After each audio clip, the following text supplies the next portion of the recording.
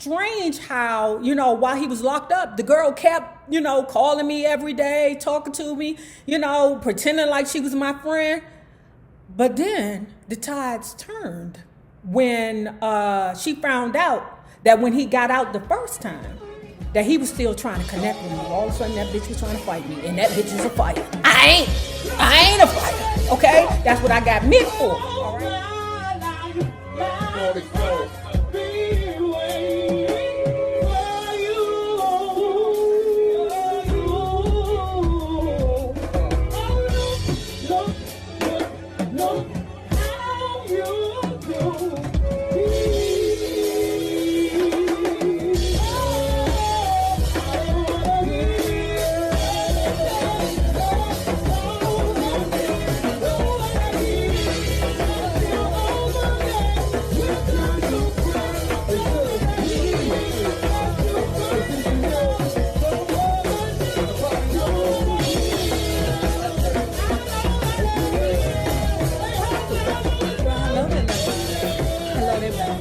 If you have not already done so, please remember to like, share to Facebook, subscribe, and visit uptopbeauty.com.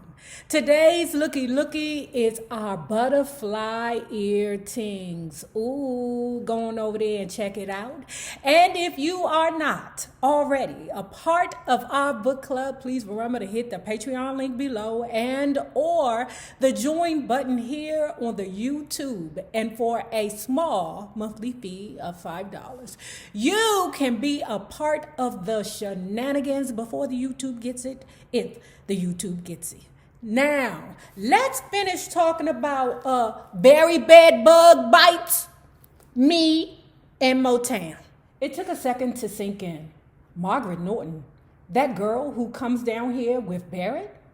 Margaret had been here nearly every day since we recorded Money. She was one of the prettiest girls ever to set foot in Hitsville.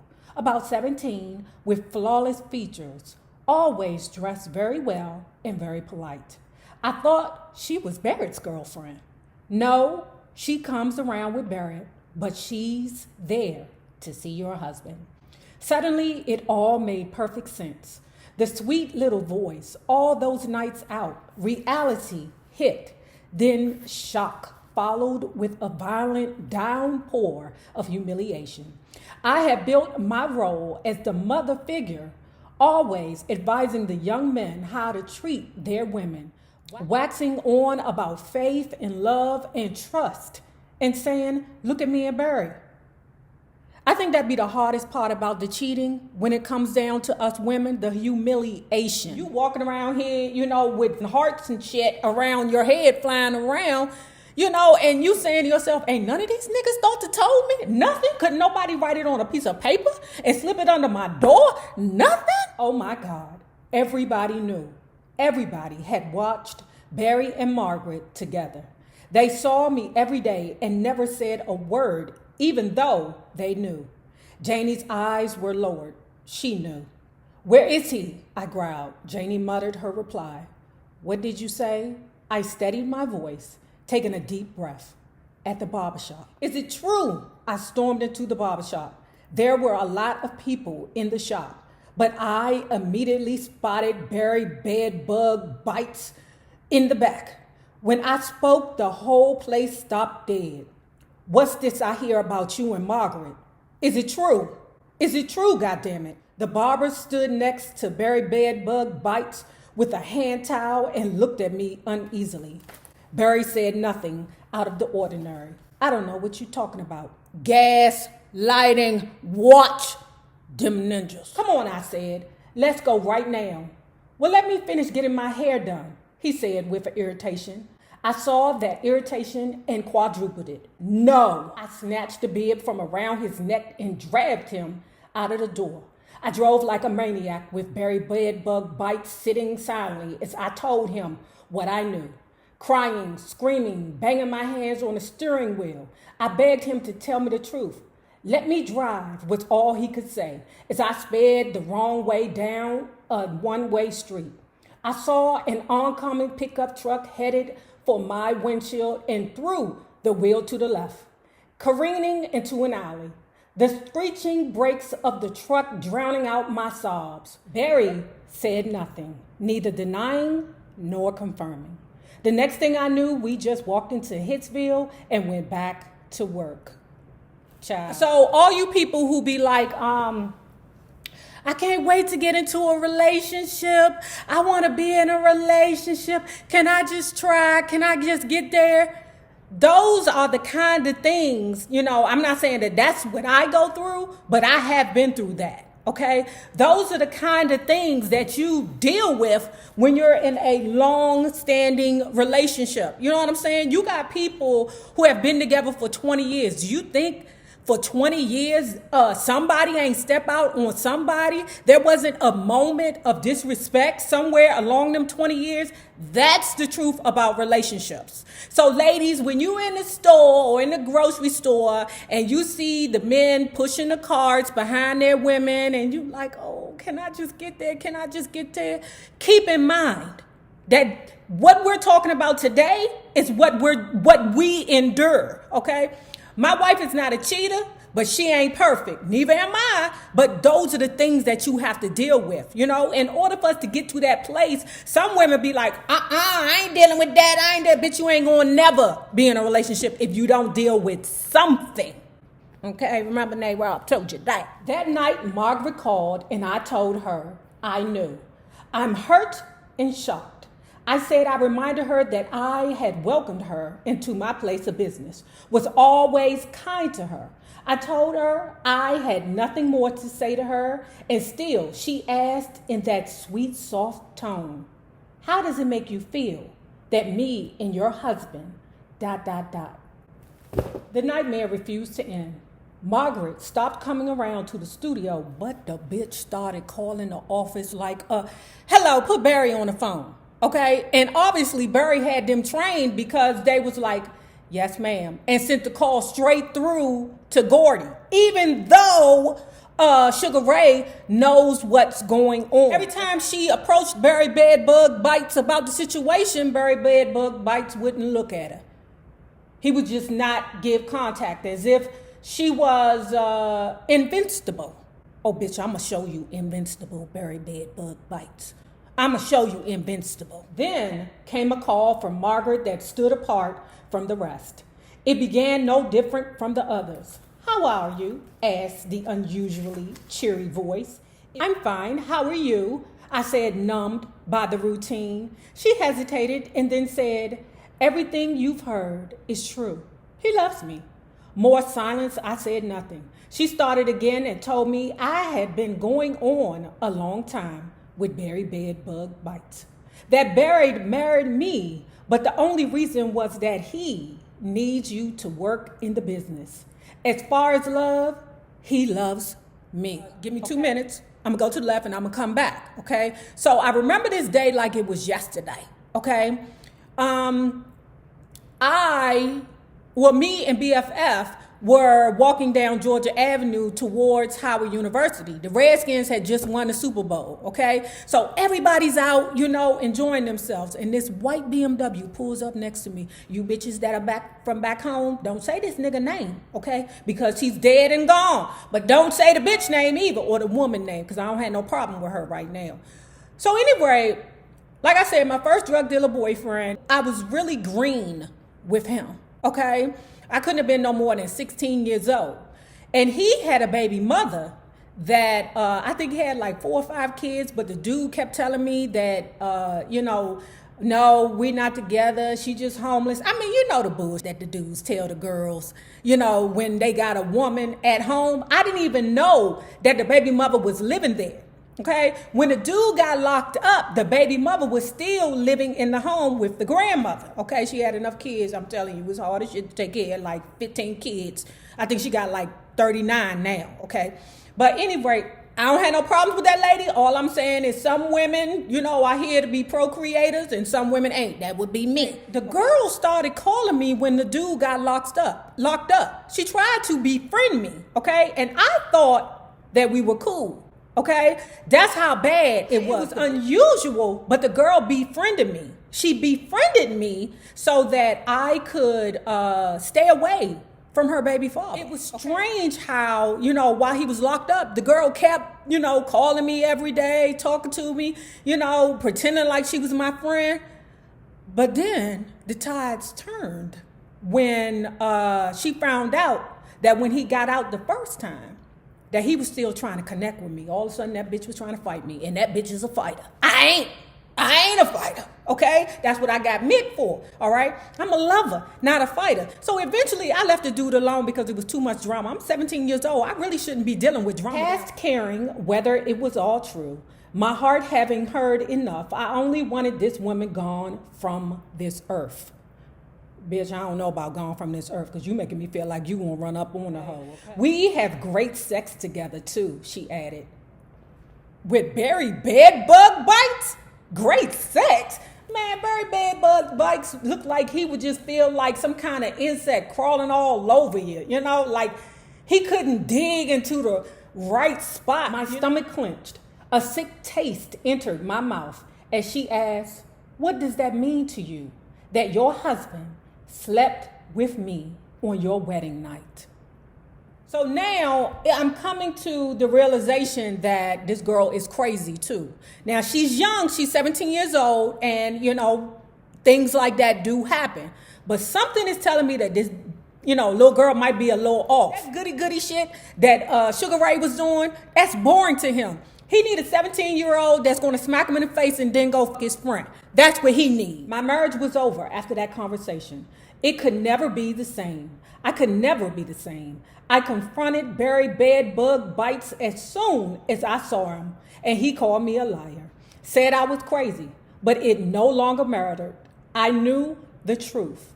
One day blended into the next. I had never worked so hard in my life just to keep the days rolling. You know how it is, you plummet yourself into work so that you don't have to deal with the issues you have at home. Believe it or not, some people use work as an escape. One of my Judies, I had asked her one time, why do you come in to work so much? We can work from home. We don't have to deal with, coming in here. That's what they want. That's why they don't pay for our parking no more, girl. They don't want us to come in here. They want us to be out in the field, feeling your couch at home, okay? So she explained to me that everybody's at home.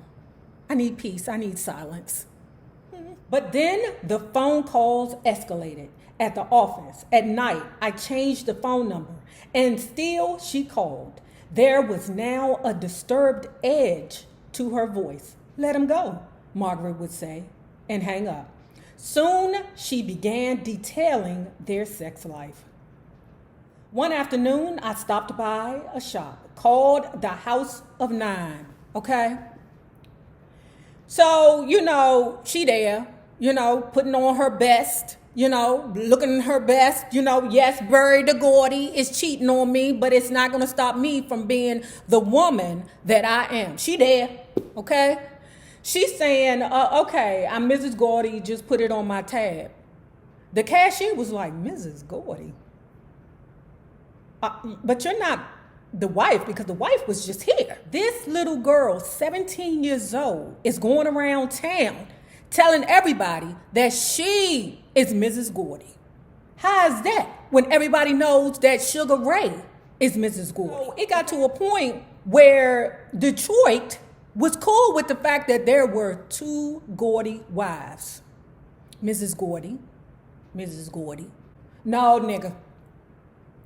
No. And they still sleeping in the same bed together, okay? These are the things that you go through in a relationship, especially that hood shit. Okay? Or when you're dealing with a rich, powerful man. Remember that, okay? Because when you're dealing with money, there's all kinds of sacrifices. As the phone calls increased, they became more and more bizarre. Somewhere around this time, Smokey started following me and talking in my ear, touching me lightly and playfully. At first, I thought he was making fun of me. Only later could I see his concern. I brushed him off, but the gestures continued. One night, as I walked through the dark passageways from the studio to the house, he suddenly grabbed me from behind. Oh, could you imagine Smokey the Robinson, not the 80s Smokey the Robinson, not the pipehead. No, not him. But the good Smokey the Robinson, the one now, because even though he old and frail and moved like a robot, I would still give him a Superman pill, And I mean, do him real good, if I wasn't married, because I would ground that Superman pill up so good, put it in his drink and be like, have a drink, Smokey. Loosen up. Smoke. With his arms around my waist. Oh, not the waist. Oh, he pulled me to him.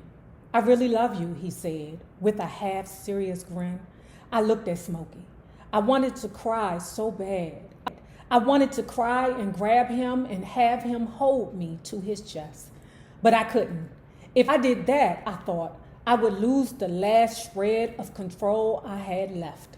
So I pulled away and walked into the house without him. Girl, you should have cried on his dick. When you're in a vulnerable place in your relationship, it's easy to fall into a situation. And I'm going to say that like that. I had been swallowing the rage, holding it back, and now it was time to let it out. Barry was upstairs getting ready to leave, and I decided not to let him. I knew it would mean a fight, but I had to take a stand. He came down the stairs. Barry, where are you going? My anger sounded like hurt. He pushed me into the lobby without a response.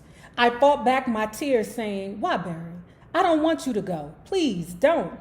I felt as if water was filling my lungs. Girlfriend, his response was, that's your problem, okay? When you have somebody that is that blatantly disrespectful to you, trying to gaslight you, trying to make you think that you're crazy, the last thing you want to do is show that nigga more weakness. That's your problem. He turned back to me with a face that dared me to go on.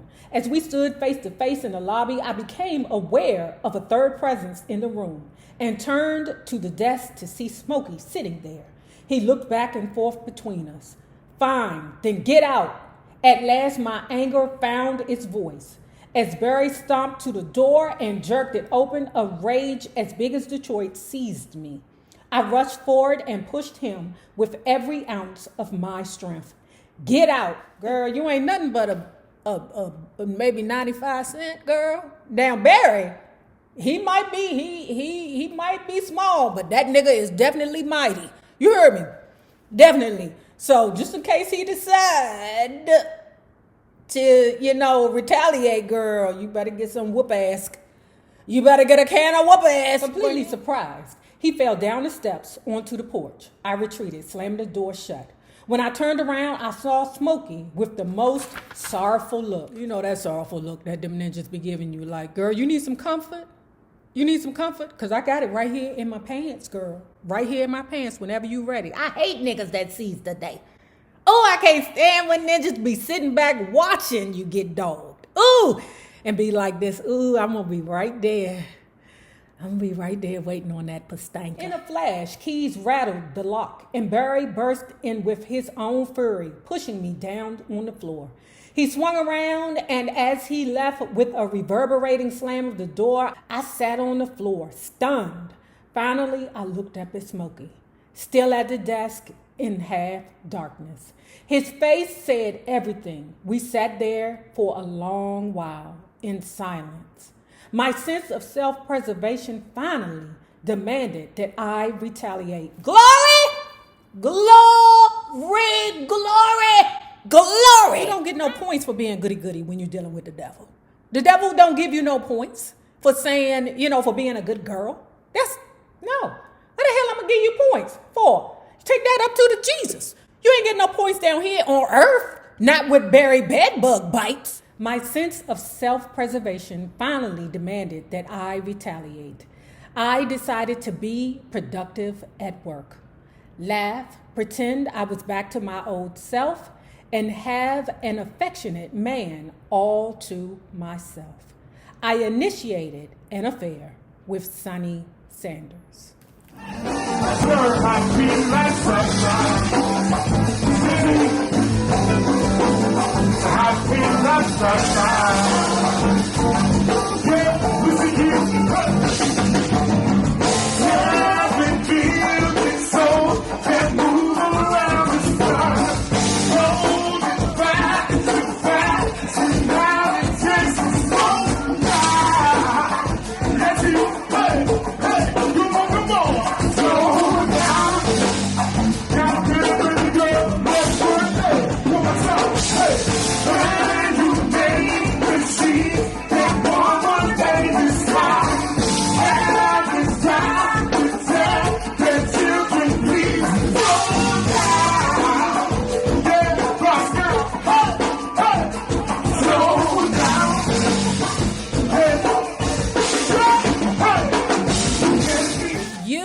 Have not already done so, please remember to like, share to Facebook, subscribe, and visit uptopbeauty.com.